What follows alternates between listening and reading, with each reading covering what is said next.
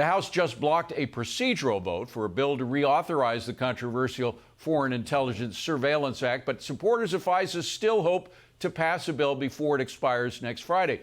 With me now is House Oversight and Accountability Committee Chairman James Comer. Good to see you, Chairman. Thank you very much. Well, in 2016 and 2020, a segment of the intel community used all their powers to unhinge and dismantle the Trump presidency and his candidacies. We saw it all with our own eyes.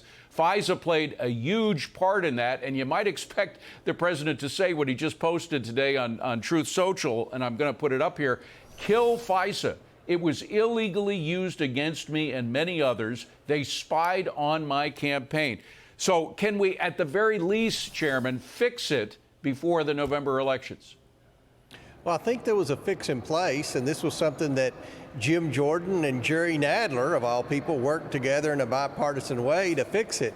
FISA was supposed to be used for the intelligence community to try to spy, so to speak, or to survey the terrorist. But what happened is our intelligence community abused that and used that to spy on Americans, especially Americans that were out of favor with the intelligence community. That would be Republicans, conservatives, and people affiliated with the Trump administration. I don't want to see that repeated. What the whole bill fell apart on wasn't the compromise that Jordan and Nadler had, but it was an amendment that would require the intelligence community to get a warrant, which is what the Fourth Amendment says, before they can survey Americans. And unfortunately, you have a lot of Republicans on the Intelligence Committee, led by Mike Turner, as well as other advocates for our intelligence community. And I can't believe that there are very many Republicans in America that support the current makeup of our intelligence community, but unfortunately there are, and that's what the turmoil's over. And I agree with President Trump. I don't want to see our intelligence community have the tools to abuse political opponents. But you want to tweak it rather than get rid of it, rather than kill it the way Donald Trump did. Let's just focus in on one case. The poster boy for FISA abuse was this FBI lawyer named Kevin Kleinsmith. He admitted.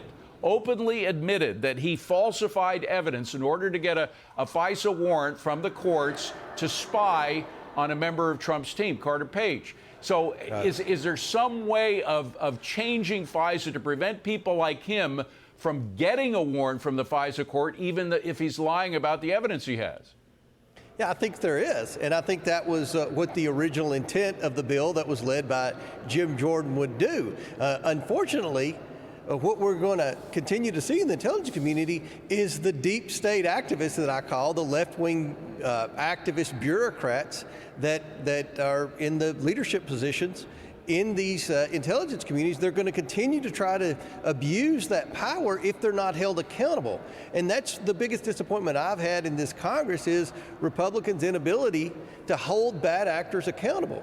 And the very least we can do is require the intelligence community to get a warrant before they go after and spy on anyone that's an American. Well, some people say it's just it goes with the situation, that we need a wholesale change in our intel community to change it. Very quickly, though, do you think there will be an October surprise before the November election from the same intel committee, intel people who were involved in this anti-Trump behavior? I wouldn't be surprised one bit if there weren't. I have zero confidence in our intelligence community. They have been able to get away with things that they should have already been, at the very least, terminated, if not incarcerated for. So nothing would surprise me, and I think we need to do everything in our ability in Congress to limit them from having tools necessary to repeat that. Chairman James Comer, always a pleasure to see you, sir. Thank you for coming in. Appreciate it.